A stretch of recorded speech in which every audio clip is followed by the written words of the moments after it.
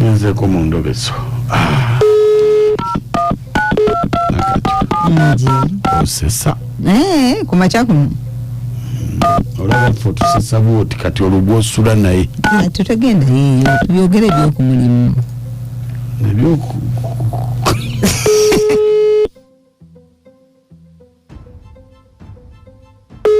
Hello? Ssabo. Jebali Ssabo. Kale.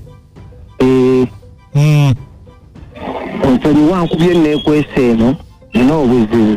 Ate weekwekera ki? Ndi bali n'omukazi wange ono tampulira. Mulese mu ddiiro balina ebintu bye bakukuta ne Benard oyo. Bakukuta bandabikira bapanga ebintu byagenda bweru.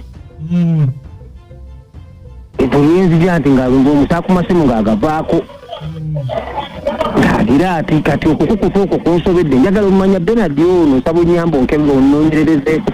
Benard ono ayita atya mukazi wange nkolagana ki gye bayina era bagenda mu nsi ki era bapanga biki kyekikuluma kyekimuma mukazi wange namata oyo agana kimuma nakati owulira ayogera ku ssimu owulira ayogera ku ssimu ng'omanyi otya nti bayogera ku byakugenda bweru ali omunnamulumika mu kisenge nempulira nga baekali balika mpulira boogera visa boogera pasipooti sibwenzija mboozi n'agibuzaabuza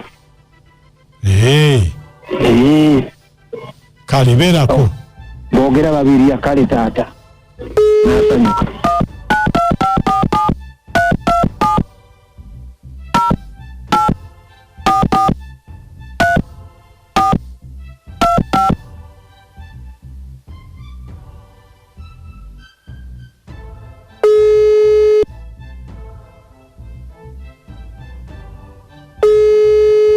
Hello? Benard. Hello? Benard. Wangi? Oli otya? Yendi Ssabo, oli otya Ssabo? Muna nga kitalo. Ogambye ki? Nga kitalo. Kitalo ekyani? Ekyani? Ugoli wakati? Yes, Ssabo, mbuuza kitalo ekyani? Anti mbuuza oliwa? Ndi ku mulimu. Munange kitalo namata afudde. Ani? Namata. Namata afudde ki? Afudde ki namata? Munange basanze ku macanga yafudde.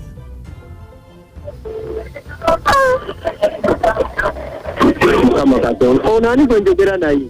Nze bulaza we. Nange kale yaŋŋambye. Yakugambye nti agenda kufa? Yaŋŋambye nti agenda kufa. Yaŋŋambye nti alina gy'alaga. Kyogamba wabaddeko naye?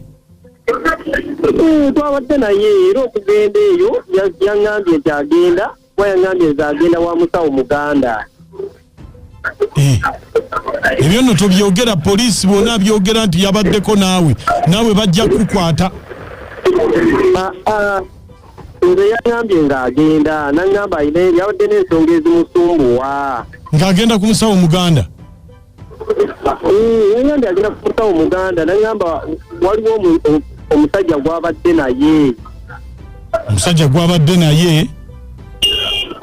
Alina omusajja gw'abadde naye kuba ekyamazifa naye omwana oyo kale yaŋŋambye alina omusajja gw'abadde naye naŋŋamba agenda wa musawo Muganda agenda kumuyambako kuba yaŋŋamba ayagala kunoba wa musajja oyo naye tayagala musajja amugoberere kumulondoola. Katonda bannange bamusanze mu nju ng'afudde. Kati oyo musawo Muganda alabika ye yamusse. Tugende.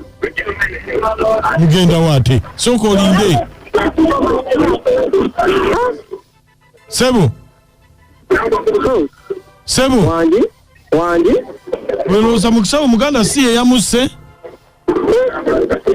Amazima musawo Muganda ye yamusse tewali mulala kubanga yaŋŋamba omusajja ayagala anobe ayagala kuba nze mbadde nakamukwana nze kale wiiki ng'emu nkasatu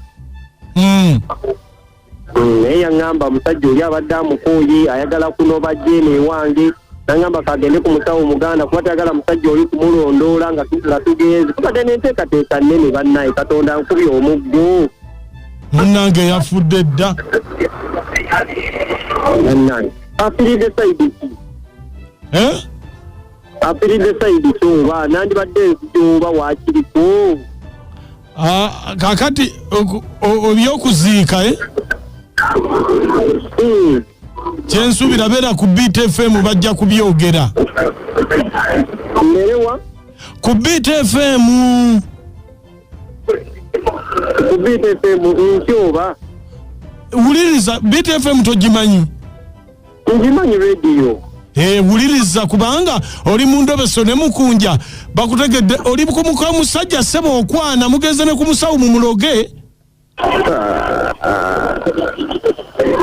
musajja gwe va kumuka omusajja naye anveeku mumugambe naye anveeku lwaki yannemerako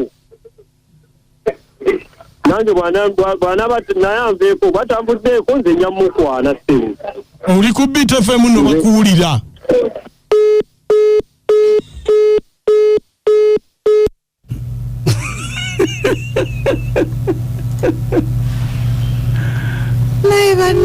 banga mukamunna ate n'ogamba kangende mulogemu aleme tulondoola gwe tomanyi omusiguze yakyasinza okuba ne oda okakasa biba bitya ate omusiguze yasinga okuwuba osanga omukyala ng'ategedde nti Amooti alina mukyala we n'ayagala amupimira obudde bw'ayingira n'agala mbuli bwakakkalabya emirimu awaka okwegamba byabagulira n'ogaba nange kati oli nannyini kintu ng'oyingirira yeekole mulimu ki ate omusiguze yasinga okuloga ye lwaki nakacwa kabbo ka muwala kagenda kajulika kumoka naye nga tuwerabira banafe aba Rose Fomu kacwa nji olina omwagalwawo obaddeko by'omuwabula n'agamba nze siwabulwa toddangayo kubiŋŋamba ebyo nabo twala eri akajjanjako wangi ako olugezigezi lw'abakazi okweyingiza mu bitabakwatako mujebale tokiddangamu nze asirinzeewo kyemba nsazeewo kiba kyekyo toddayo kumpabula owulidde mpulidde Ssebo lwoli kiddamu kkole ki nekyo lwoli kiddamu kkole ki omukuba omugongo nga otambula yensonga lwaki abantu tebava ku Bit Family